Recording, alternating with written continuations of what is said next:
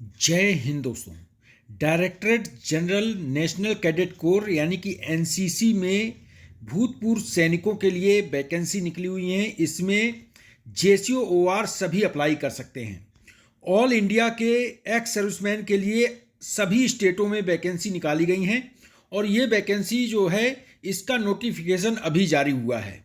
सबसे पहले तो मैं बता दूं कि इसमें जो अप्लाई करेंगे ऑल इंडिया के एक्स सर्विसमैन ही अप्लाई कर सकते हैं, दूसरे अदर अप्लाई नहीं कर सकते हैं।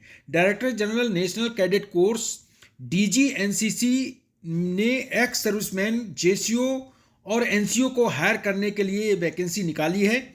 और ये जो वैकेंसी निकली हुई है बहुत सारी वैकेंसियां हैं।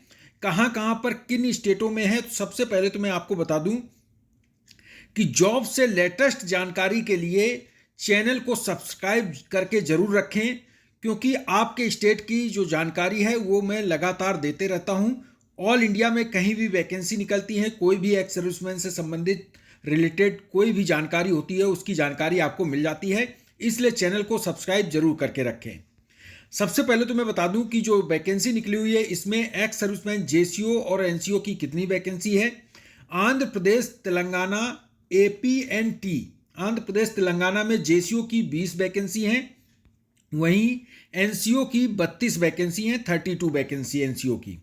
बिहार झारखंड में 15 वैकेंसी जेसीओ की हैं और एनसीओ की 36 वैकेंसी हैं। दिल्ली में जेसीओ की 6 वैकेंसी हैं और एनसीओ की 12 वैकेंसी हैं। गुजरात में जेसीओ की 10 वैकेंसी हैं और एनसीओ की 20 वैकेंसी हैं। जम्मू कश्मीर एंड लद्दाख में 7 वैकेंसी जेसीओ, 14 वैकेंसी एनसीओ की। कर्नाटक एंड गोवा में 11 वैकेंसी जेसीओ की और 19 वैकेंसी एनसीओ की। केरला लक्षद्वीप में 14 वैकेंसी, 14 वैकेंसी जेसीओ की और 22 वैकेंसी एनसीओ की। महाराष्ट्र में 18 वैकेंसी जेसीओ की और 33 वैकेंसी एनसीओ की। मध्य प्रदेश छत्तीसगढ़ में 26 वैकेंसी जेसीओ की और 45 वैकेंसी एनसीओ की। इसके बाद नॉर्थ ईस्ट में 8 वैकेंसी जेसीओ की और 16 वैकेंसी एनसीओ की। उड़ीसा में 12 वैकेंसी जेसीओ की और 28 वैकेंसी एनसीओ की। पंजाब, हरियाणा, हिमाचल प्रदेश, चंडीगढ़ में 20 वैकेंसी जेसीओ की और 39 वैकेंसी एनसीओ की। राजस्थान में 9 वैकेंसी जेसीओ की और 17 वैकेंसी एनसीओ की। तमिलनाडु, पौंडीचेरी, अंडमान निकोबार में 19 वैकेंसी जेसीओ की और 41 वैकेंसी एनसीओ की। उत्तराखंड में 8 वैकेंसी जेसीओ की है और 19 वैकेंसी एनसीओ की है। उत्तर प्रदेश में 12 वैकेंसी जेसीओ की और 20 वैकेंसी एनसीओ की। वेस्ट बंगाल में 13 वैकेंसी जेसीओ की और 25 वैकेंसी एनसीओ की। टोटल जेसीओ की 228 और एनसीओ की 438 वैकेंसी ये दी गई हैं और ये ऑल इंडिया के सभी राज्यों में हैं और जहां चाहें आप उधर अप्लाई कर सकते हैं। इसमें केवल जेसीओ और एनसीओ ही अप्लाई कर सकते हैं। इसमें एनसीओ कौन से अप्लाई कर सकते हैं, क्या एमएसीपी वाले भी अप्लाई कर सकते हैं।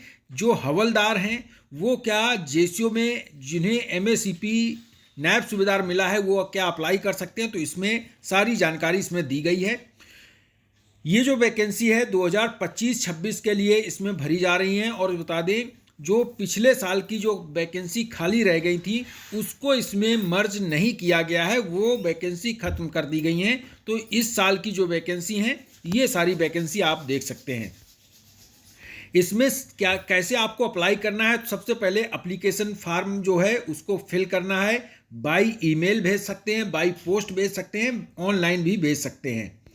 इसके बाद बता दें कि एप्लीकेशन फॉर्म जो भरेंगे आप वो आपका फॉर्म भी इसमें दिया हुआ है। इसके बाद फ़ोटो और स्कैन करके आपको ये भरना है और ईमेल के माध्यम से भेजना है, तो इसको स्कैन सारी चीज़ें करनी होंगी।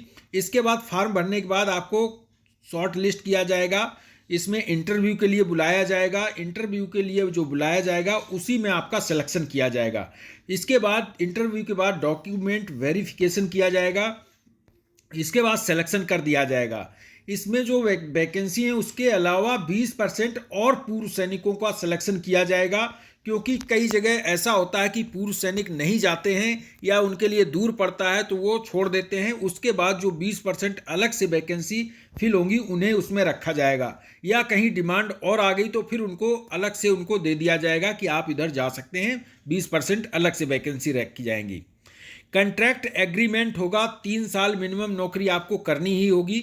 इसमें प्रोबेशनल जो आपका पीरियड होगा, यानी कि 3 महीने का आपका प्रोबेशनल पीरियड, यानी कि आप एक तरह का ट्रेनिंग देंगे उनमें, जो एनसीसी कैडेट हैं उनमें 3 महीने आप एक तरह का ट्रेनिंग लेने के तौर पर ही रहेंगे, उसमें आपको प्रोबेशनल माना जाएगा।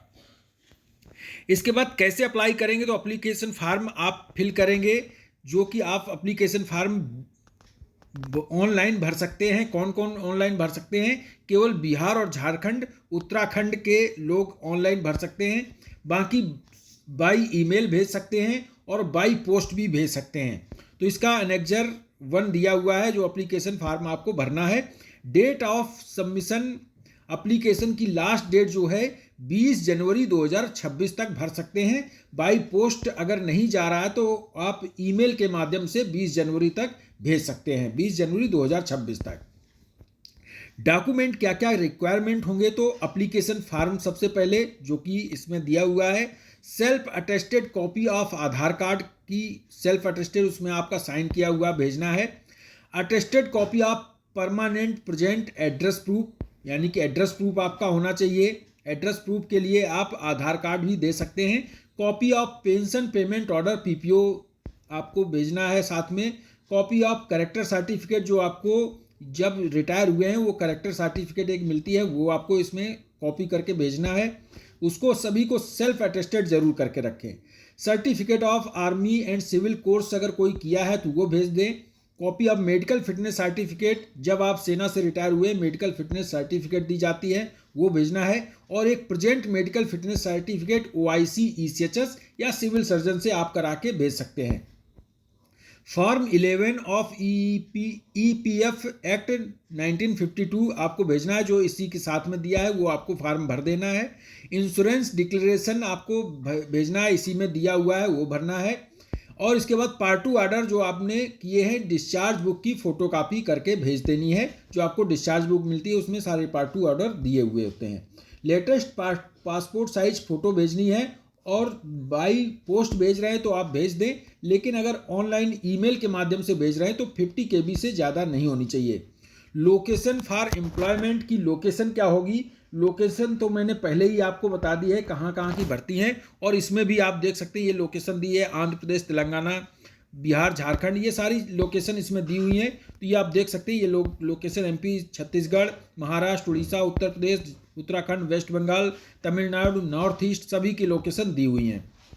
इनके जो इंटरव्यू की डेट है वो जनवरी फरवरी में आपकी होगी, वो अभी लास्ट में आपको इन्फॉर्म कर दी जाएगी। आपका जब उसमें सारी जानकारी जब पहुंच जाएगी वो आपको बाई ईमेल आपको ये सारी चीज़ें भेज देंगे। इसके बाद बता दें कि जो इसमें terms of condition for hiring ex serviceman, JCOs, NCOs, NCC as contractor principal, जो स्टाफ की जो भर्ती होगी, इसमें ESM PI JCOs जो होंगे सूबेदार होंगे और नायब सूबेदार।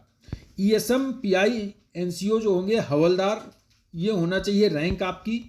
इसके साथ में इसमें दिया हुआ है जो कंडीशन है, एलिजिबिलिटी कंडीशन, NCO जो होंगे, जो ESM होंगे हवलदार से कम नहीं होना चाहिए, और JCO हैं जो नायब सूबेदार से कम नहीं होना चाहिए। इसमें यह भी दिया है कि जो नायक हैं वो ACP हवलदार अगर नायक हैं तो वो इसमें एलिजिबल नहीं है, वो नहीं भर सकते हैं। और इसी तरह जो JCO हैं वो ACP जो हवलदार हैं वो JCO ACP नायब सूबेदार हैं, वो भी इसके लिए JCO के लिए एलिजिबल नहीं है। तो आपको परमानेंट हवलदार होना चाहिए और नायब सूबेदार या सूबेदार हैं तभी आप इसके लिए भर सकते हैं। अगर कोई आपने कोर्स किया है तो उसको प्रायोरिटी दी जाएगी। इसमें दिया है प्लाटून कमांडर कोर्स, घातक course, drill course, weapon training course, ये सारे अगर कोर्स किए हैं तो आपको इसमें प्रायोरिटी दी जाएगी। इसके लिए दिया है सर्विस में जो गैप है वो 3 साल से ज़्यादा नहीं होना चाहिए, यानी कि 31 मार्च 2023 के बाद आप रिटायर हुए होने चाहिए। रेड एंट्री नहीं होनी चाहिए, और बता दें इसमें रेड एंट्री के बारे में दिया है, एक रेड एंट्री से ज़्यादा नहीं होनी चाहिए। इसके साथ में आपकी जो मेडिकल कैटेगरी सेफ 1 होना चाहिए जेसीओ एनसीओ के लिए। इसके साथ में और इसमें दिया है कि एनसीओ जो होंगे वो 54 ईयर्स तक के अप्लाई कर सकते हैं और जेसीओ 56 ईयर तक के अप्लाई कर सकते हैं। तो इसके लिए इसमें सैलरी के बारे में भी दिया है, पे और अलाउंसेस जो मिलेंगे। जेसीओ को 45,000 रुपये पर मंथ मिलेगा और 35,000 पर मंथ एनसीओ को दिया जाएगा। तो ये आपको सैलरी दी जाएगी। एनुअल इंक्रीमेंट 3% सालाना इंक्रीमेंट किया जाएगा, और जहां पर आप नौकरी कर रहे हैं वहाँ के जो अलाउंस हैं वो आपको इसमें अलग से दिए जाएंगे। मेडिकल की सुविधा, इंश्योरेंस की सुविधा, पेंशन की सुविधा आपको इसमें नहीं दी जाएगी, पेंशन नहीं दिया जाएगा, और मेडिकल का जो फैसिलिटी है वो आपको प्रोवाइड कराई जाएगी। पोस्टिंग आपकी जो होगी, जो आप अप्लाई करेंगे उस हिसाब से आपकी पोस्टिंग की जाएगी। लीव आपको 1.5 दिन पर मंथ दी जाएगी, साथ में जो संडे और हॉलीडे पड़ रहे हैं वो भी आपकी छुट्टी रहेगी। तो लगभग जो जितनी भी छुट्टियां पड़ती हैं वो आपकी छुट्टी रहेंगी, और 1.5 दिन पर मंथ के हिसाब से छुट्टी दी जाएगी। ये इसमें जो अप्लाई करने के लिए इसमें सारी जानकारी दी है कि किस एड्रेस पर आप अगर अप्लाई कर रहे हैं तो वो एड्रेस कौन सा है, पोस्टल एड्रेस, और ईमेल ये दिया हुआ है। इस ईमेल पर आपको फॉर्म भेजना है, और पोस्टल एड्रेस दिया है, बाई पोस्ट भेजना चाहें बाई पोस्ट भेज दें, और ईमेल एड्रेस भी दिया है। तो हर राज्यों का ईमेल एड्रेस इसमें दिया है, जहां पर आप अप्लाई कर रहे हैं वहां पर आप भेज सकते हैं। पोस्टल एड्रेस भी आप देख सकते हैं दिया हुआ है, तो जहां पर भेजना चाहें उधर भेज सकते हैं। सभी की इसकी जानकारी दी हुई है।